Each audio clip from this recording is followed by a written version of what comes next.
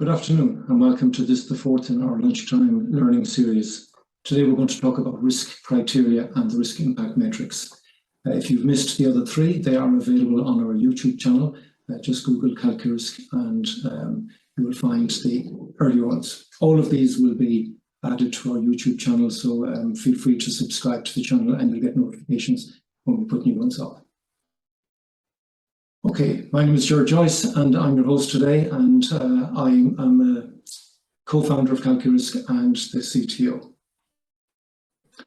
At calQrisk, we see ourselves as experienced risk and compliance professionals like yourselves, and we keep our skills sharp through membership of various organisations like the Institute of Risk Management, Institute of Bankers, Compliance Ireland, Institute of Directors, and so on. You get the idea.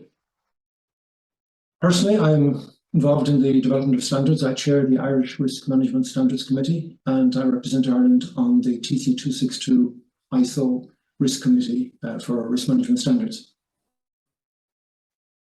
calQrisk supplies a governance risk and compliance solution, and I know we have a number of customers on the call today, but we won't be talking about the solution today, but maybe another day. Our customers are in financial services and not-for-profit sectors, so it's credit unions, insurance brokers, fund administration, investment management, charities, sports organisations, housing associations. Quite a breadth of customers and different challenges and different priorities. I like this quote. Fear of harm ought to be proportional not merely to the gravity of the harm, but also to the probability of the event. Hard to believe that this was written in 1668, and it's attributed to Antoine Arnauld, a Frenchman. The book Logic and the Art of Thinking was written in French, and it was mentioned in a more recent book, Against the Gods by Peter Bernstein. A book that you might consider reading, well worth a read, on the history of risk management. So, risk criteria measured in terms of probability and impact. The ISO definition of this is the terms of reference against which the significance of risk is evaluated. So it's a yardstick, it's a hymn sheet, it's ensuring that you get consistency in the assessment of risk. Typically, it's defined by the risk officer in the organisation, the second line of defence, the person who's your expert in risk in the organisation, but it has to be approved by the board of directors to give it validity. And they will ensure that it's aligned with objectives, it's aligned with the risk appetite. We recommend using what we call what matters to the organisation as the reference. You know, if profit matters to your organisation, then describe some criteria in terms of profit. If reputation matters, use reputation, and so on, as we shall see. This is an example of a completed risk criteria, and I'll show you how we get there in a moment. But you can see on the left-hand side, we've picked 5 things that matter: the profit, the service users or the customers, reputation, compliance, and people. Now, this could be appropriate to your organisation, but you might have 5 different things. That's fine. Pick the 5 that matter to you and define your criteria. And then you can see for a 5, if you're using a 5-by-5 scale, which is today the most common methodology used, it gives you the 25 squares and reasonable granularity to categorize your risks. 3-by-3, which gives you 9 squares, is also used, but a lot less granularity. So if we start at the 5 and you describe what a 5 is in terms of profit, and surprise, surprise, it's not a profit at all, it's a loss of 3 million. But how did we arrive at this? And note at the bottom, likelihood, the other side of the scale, you know, the probability, if you wish, of the likelihood. Again, a 5 scale and going from very low to very high. I say very high is once a quarter or more frequent. One customer said to me once, "What if it's happening every week?" And I said, "Well, that's not a risk, is it? You know for certainty it's going to happen this week, so treat it like anything else. That's habit, not a risk."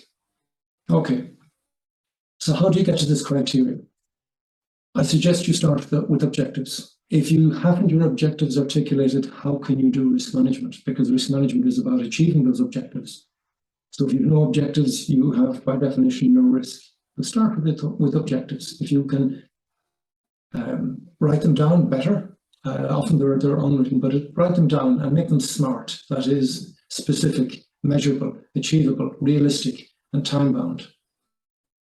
You will have typically 7 plus or minus 2, and if you're a large organization, you might have more in each department. But pick on your list, whether it's 7, 9, or 15.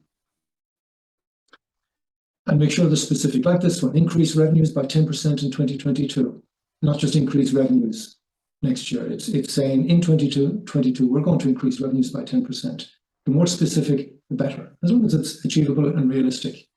Now, think, how are you going to measure achievement of those objectives? So if you put in your objective, KPI, key performance indicator, might be your monthly sales versus target. Are you on target to achieve that overall growth, 10% for the year? And then think, what matters? If we fail that, what have we not got? And maybe it's the profit that you need.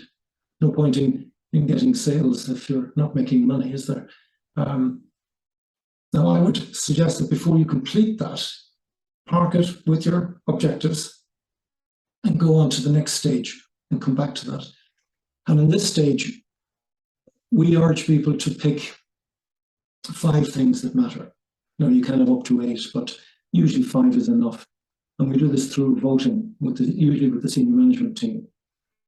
And you can see here that we've picked out the profit, reputation, customer service, compliance, customer service users, that is, and people.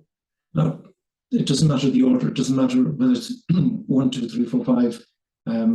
It's having 5 things. There's no hierarchy in these 5.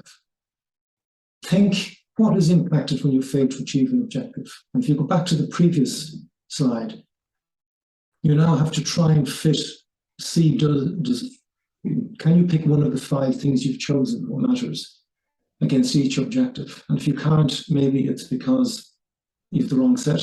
But equally, maybe you've one that you didn't use. Maybe you're missing an objective. You have what matters, but you don't have an objective to assign it to, as it were.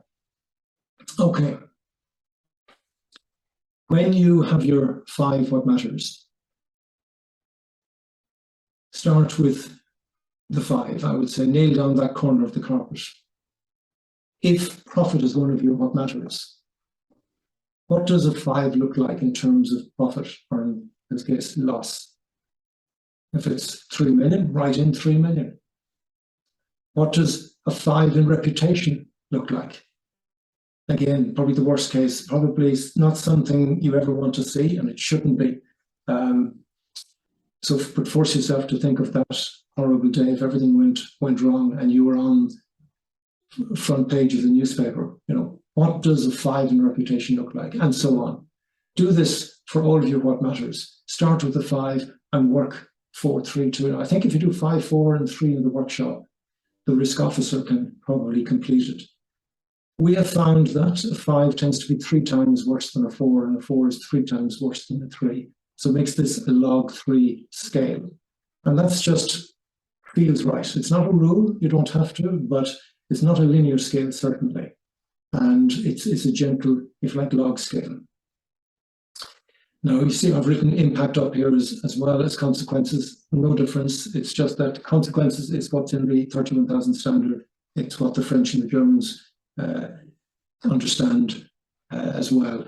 So it was more of a universal language thing than any specific preference. And don't forget the likelihood. Again, it's a 1 to 5 scale, and you need to put some words on the numbers. This is a semi-quantitative analysis. You're picking a number to describe the likelihood, but you need some words behind it again so that you get consistency from all of the people who will be doing the risk assessment. And when you put those 2 together, we're back to our completed risk criteria for the organization. Now, I will say that you won't get this right the first time, but when you do get this fairly complete, start assessing risks. And when you've assessed a dozen risks, you can come back and look at this and you will probably refine it. So define, and then later refine. And if you haven't looked at your criteria in a year, I would suggest go and refine it again. The criteria should be aligned with your risk appetite. I would imagine that nobody has any appetite for risks that have a consequence of a 5. You can see in the graphic here, it tends to be, you tend to avoid the high frequency or the high impact risks, certainly those in that quadrant. So that's it. Thank you for listening. If you have questions, happy to take those questions now.